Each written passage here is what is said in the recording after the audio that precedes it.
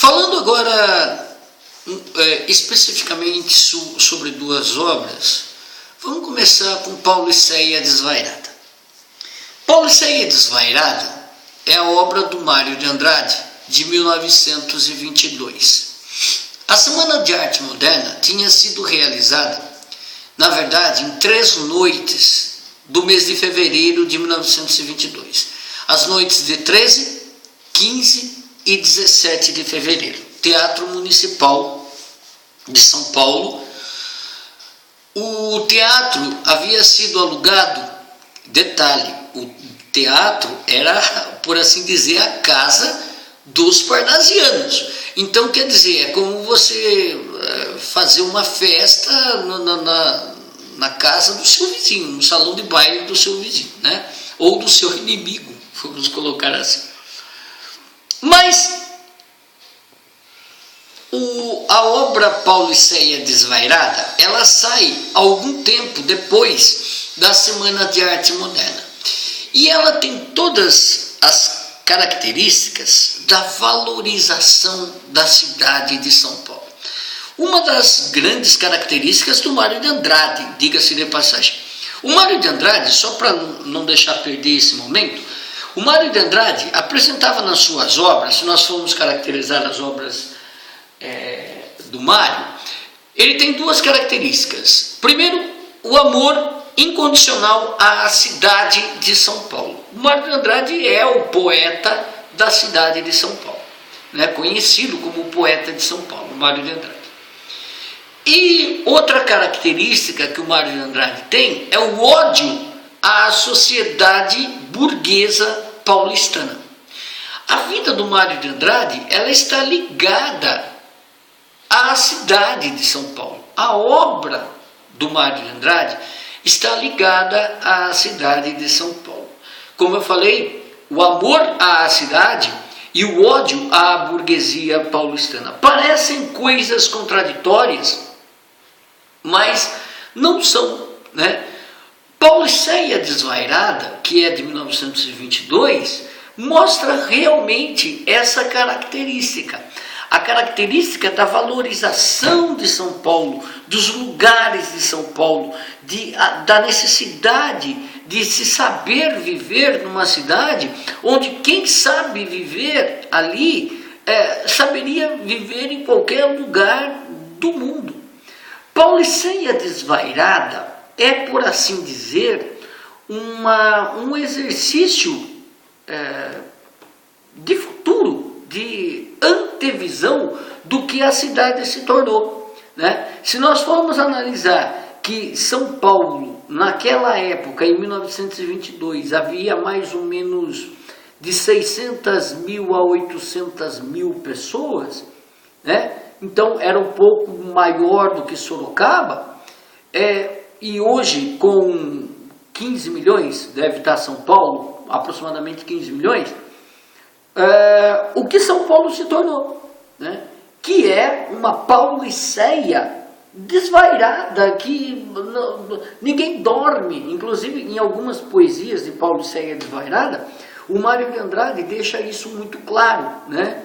As pessoas que não dormem em São Paulo, as pessoas que não conseguem, porque a cidade é enlouquecida, a cidade é agitada, é desvairada. Você quer sair de madrugada, você encontra lugares abertos, shoppings abertos, lanchonetes, teatro, cinema, você encontra gente andando, né?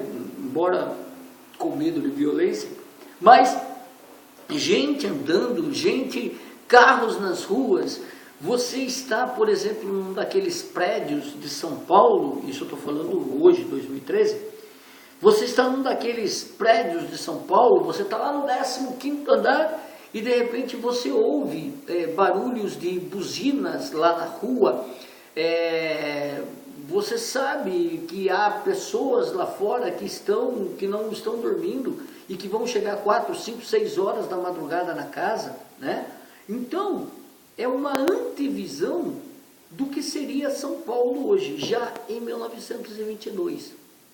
Outra obra também muito interessante é o quadro Operários, de 1933, pintado pela Tarsila do Amaral.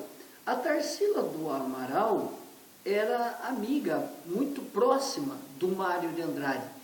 Tinha sido casada com o Oswald de Andrade, né?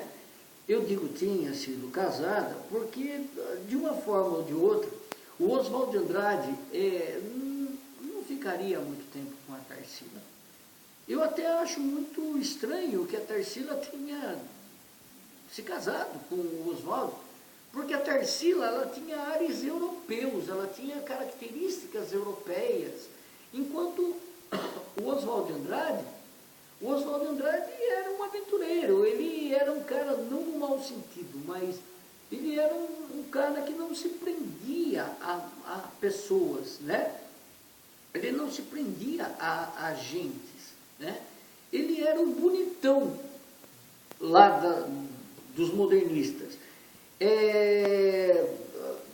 Brincando um pouquinho, o Oswald de Andrade era o que todo homem gostaria de ser, né? Ele era um grande conquistador, as meninas chegavam perto dele e ele saía conquistando.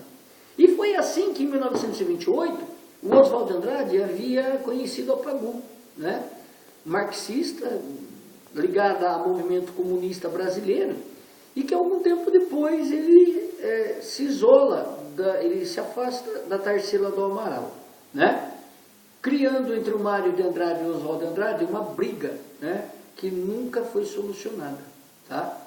O Mário brigou feio com o Oswald pela separação da Tarsila do Amaral, e eles nunca mais se falaram, porque o Mário de Andrade não queria a aproximação dos dois, tá? A obra da Tarsila do Amaral, Operários, ela mostra o que é São Paulo, né? Essa miscigenação, essa mistura, essa multiculturalidade que existe em São Paulo.